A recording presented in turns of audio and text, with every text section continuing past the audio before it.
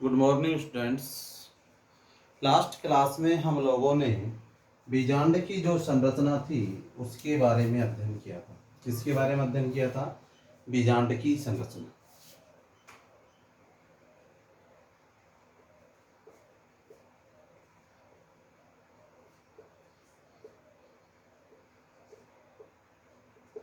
एक प्रत्येक बीजांड या बीजांड की संरचना के बारे में हम लोगों ने पढ़ लिया था और उसके बाद में हम टॉपिक पे पहुंचे थे बीजांड के प्रकार, टाइप ऑफ ओव्यूल्स। तो आज की क्लास में हम लोग बीजांड के प्रकार के बारे में अध्ययन करेंगे। बीजांड कितने प्रकार का होता है। तो आज का जो हमारा टॉपिक होगा वो है बीजांड के प्रकार।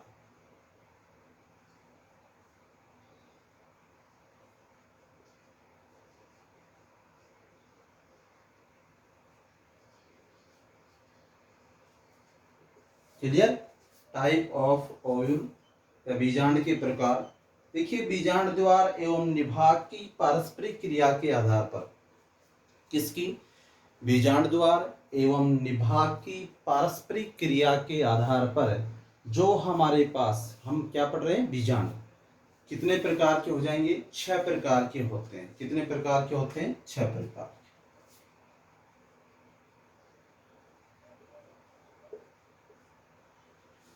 तो बीजांड कितने प्रकार के हो गए? 6 प्रकार के। एक एक करके अब हम इनको पढ़ते हैं। सबसे पहले हमारे पास ऋजु बीजांड। कौन सा आ जाएगा? ऋजु बीजांड सबसे पहला जो हमारे पास है। इसमें बीजांड में, दैट मीन्स यदि हम देखें तो बीजांड द्वार, निभाग एवं बीजांड व्रंत, बीजांड द्वार, निभाग एवं बीजांड व्रंत,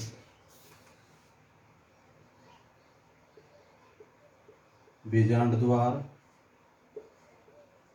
निभाग एवं बीजांड व्रंत, यदि तीनों, कौन कौन से? बीजांड द्वार, निभाग और बीजांड व्रत, तीनों एक सीधी लाइन के अंदर उपस्थित हो या एक सीधी रेखा में स्थित हो तो इस प्रकार के बीजांड को हम क्या बोलेंगे? ऋजु बीजांड। बीजांड द्वार, निभाग एवं बीजांड व्रंत तीनों एक सीधी रेखा में स्थित होते हैं तो इस प्रकार का जो टाइप है वो क्या कहलाएगा? ऋजु बीजांड। पॉलीगेनेसी, पाइपेरेसी कुल के पौधों में या अधिकांश जिम्नोस्पर्म हम बोल सकते हैं के बीजांड। एग्जाम्पल हो जाएगा हमारे पास अधिकांश जिम्नोस्पर्म के बीजांड, या पॉलीकिनेसी भी हो सकता है, अधिकांश जिम्नोस्पर्म के बीजांड।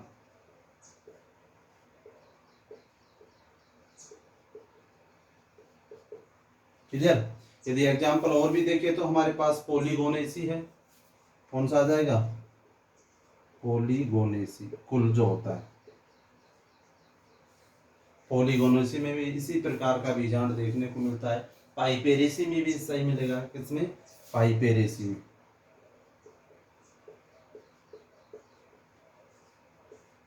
तो ऋजु बीजांड क्लियर हुआ हमारा। बीजांड द्वार, निभाग एवं बीजांड व्रंत, बीजांड द्वार, निभाग एवं बीजांड व्रंत यदि तीनों एक सीधी रेखा में स्थित हों तो इस प्रकार के बीजांड को क्या बोलेंगे? ऋजु बीजांड। अधिकांश जिम्नोस्पर्म के बीजांड जो होंगे या पॉलीगोनेसी, पाइपेरेसी कुल के जो सदस्य हैं या पौधे हैं उनमें भी इस प्रकार का बीजांड हमारे को देखने को मिलता है।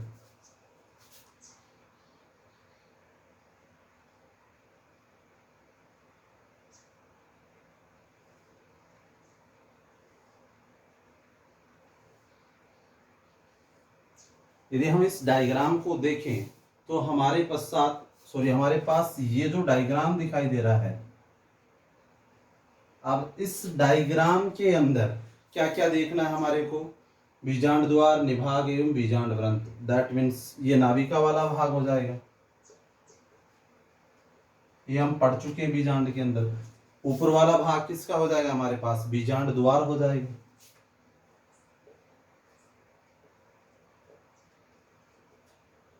क्लियर?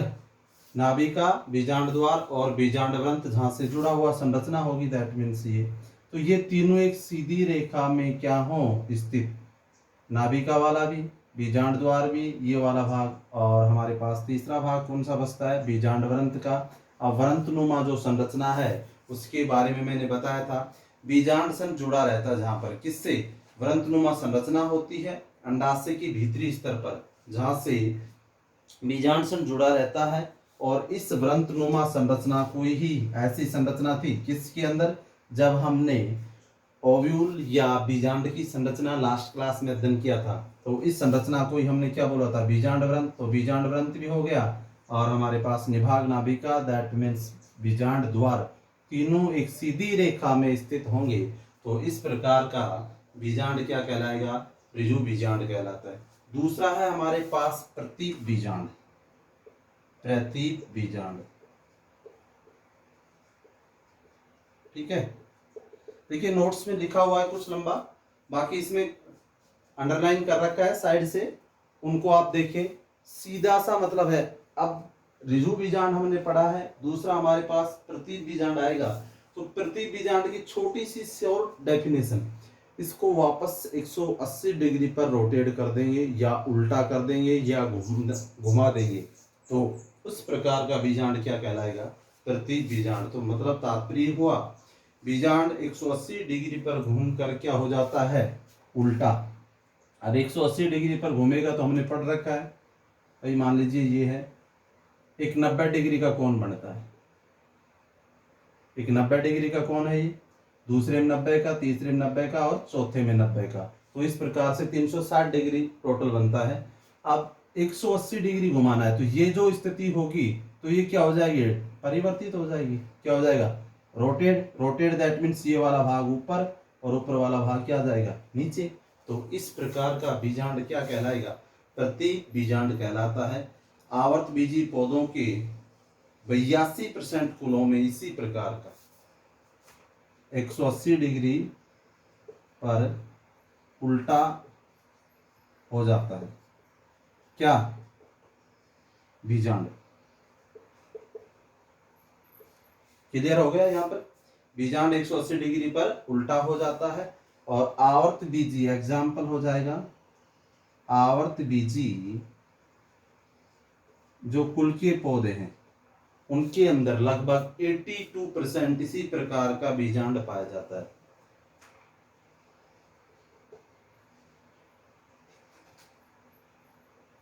आवर्त बीजी कुल में 82% इसी प्रकार का बीजांड, दैट मीन्स कैसा, प्रतीक बीजांड पाया जाता है। तो दो प्रकार के बीजांड क्लियर हो गए, एक तो ऋजु बीजांड, दूसरा है प्रतीक बीजांड। तीसरा बीजांड हमारे पास आएगा वक्कर बीजांड। कौन सा आएगा, वक्कर बीजांड। अब जो वक्कर बीजांड हमारे पास है, वक्कर बीजांड के अंतर्गत हम क्या करेंगे भाई, इस प्रकार के बीजांड में बीजांड द्वार एवं निभाग एक सीधी रेखा में नहीं होते हैं। सीधा सा मतलब है, तीनों चीज देखें, जो फर्स्ट में देखा था, सेकंड में उल्टा रोटेट हुआ था, और थर्ड में क्या हो जाएगा हमारे पास भाई, जो बीजांड द्वार, निभाग एवं बीजांड व्रंत तीनों यदि एक सीधी रेखा में व्यवस्थित नहीं होते हैं, तो इस प्रकार के बीजांड को हम क्या बोलेंगे, वक्कर बीजांड बोलते हैं। क्या बोलते हैं भाई, वक्कर बीजांड।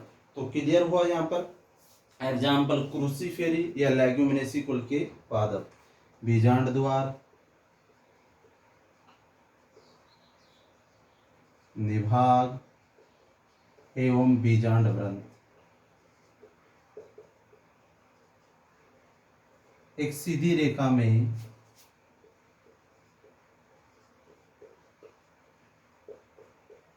स्थित नहीं होते।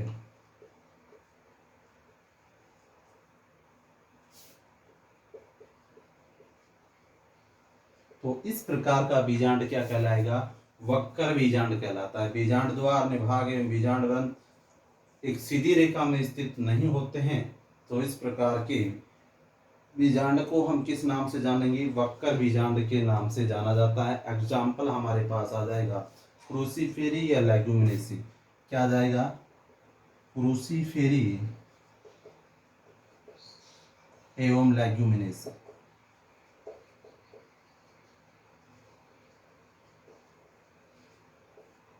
क्लियर। क्रूसीफेरी एवं लेग्यूमिनेसी कुल के जो पौधे हैं वो किस प्रकार का बीजांड हो जाएगा? वक्कर बीजांड। तो बीजांड के 3 टाइप क्लियर। एक बार फिर देख ले तीनों टाइप, अगेन हम आगे पढ़ेंगे। ऋजु बीजांड, बीजांड द्वार, निभाग एवं बीजांड व्रंत, तीनों एक सीधी रेखा में स्थित होंगे तो क्या कहलाएगा? ऋजु बीजांड। अधिकांश जिम्नोस्पर्म बीजांड या पॉलीगोनेसी पाइपेरेसी कुल के सदस्य। दूसरा है प्रति बीजांड। यदि ये बीजांड 180 डिग्री पर क्या हो जाए? उल्टा हो जाए तो उसको हम क्या बोलेंगे? प्रति बीजांड। एग्जाम्पल आवर्तबीजी कुल के 82% पौधों में इसी प्रकार का बीजांड देखने को मिलता है। थर्ड है वक्र बीजांड।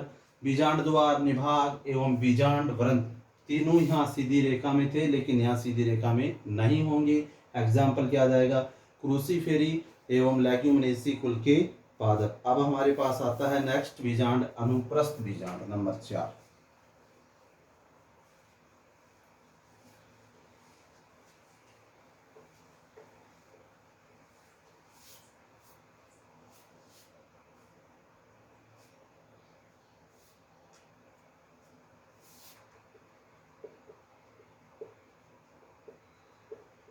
अनुप्रस्थ बीजांड।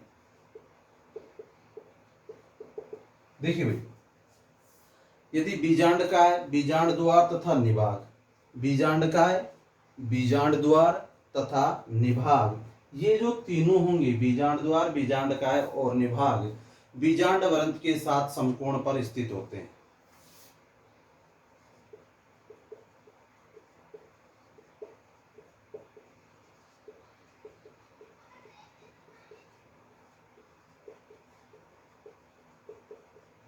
क्लियर होगा? बीजांड काय, बीजांड द्वार व निभाग बीजांड व्रंत के साथ, यहां लिख रहा हूं, बीजांड व्रंत के साथ समकोण पर स्थित हो।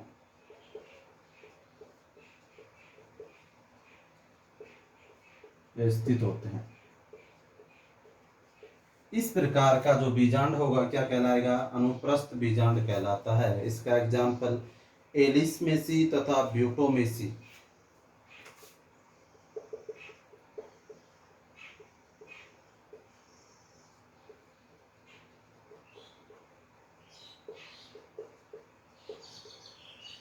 क्लियर हो गया? एलिसमेसी तथा ब्यूटोमेसी। अब इसमें अनुप्रस्थ से तात्पर्य लिया जाता है अब हमारे पास बीजांड का बीजांड द्वार और निभाग बीजांड व्रंत के साथ अनुप्रस्थ पर स्थित होने चाहिए।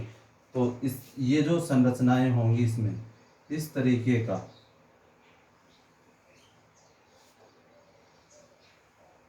अर्थात यदि हम इसको बीजांड काय को देखें तो हमारे पास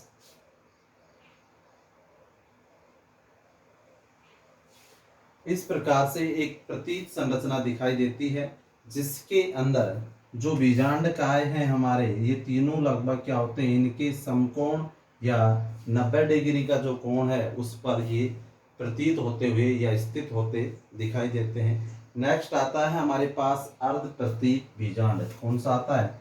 अर्ध प्रतीप। अभी देखो थोड़ी देर पहले हम लोगों ने क्या पढ़ा था भाई? प्रतीप बीजांड पढ़ा था। कौन सा पढ़ा था? प्रतीप बीजांड। जो सेकंड नंबर पे हमारे पास प्रतीप बीजांड आया था जिसमें 180 डिग्री पर घूम करके रोटेट हुआ था। तो नेक्स्ट अब हमारे पास आ रहा है अर्ध प्रतीप बीजांड प्रकार, अर्ध प्रतीप बीजांड। अब देखें अर्ध प्रतीप बीजांड के अंदर क्या होता है? जब बीजांड में बीजांड द्वार, निभाग एवं क्षैतिज रेखा में स्थित हो, बीजांड द्वार में बीजांड एवं निभाग एक क्षैतिज रेखा के अंदर उपस्थित होते हैं तो इस प्रकार का बीजांड का टाइप क्या कहलाएगा? अर्ध प्रतीप कहलाता है। एवं बीजांड व्रंत जो होगा इनके समकोण में हो तो। क्लियर?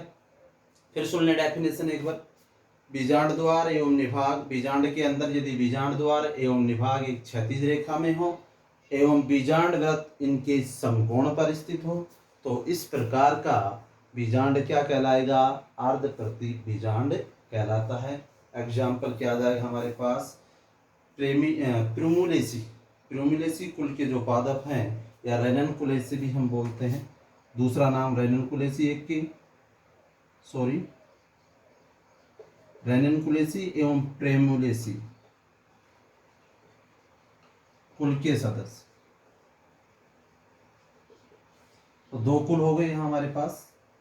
तो अर्धप्रतीक बीजांड के पश्चात अब बीजांड बचता है हमारे पास कुंडलित बीजांड, और कुंडलित बीजांड के अंदर क्या हो जाएगा, पूरा बीजांड एक 360 डिग्री पर क्या हो जाता है, घूम जाता है या घुमा हुआ होता है, तो उसे क्या बोलेंगे, कुंडलित बीजांड।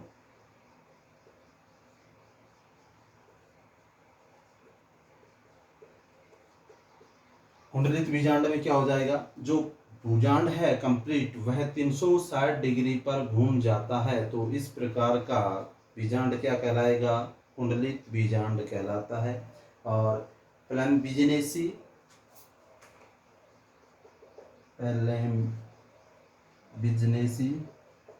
और कैक्टेसी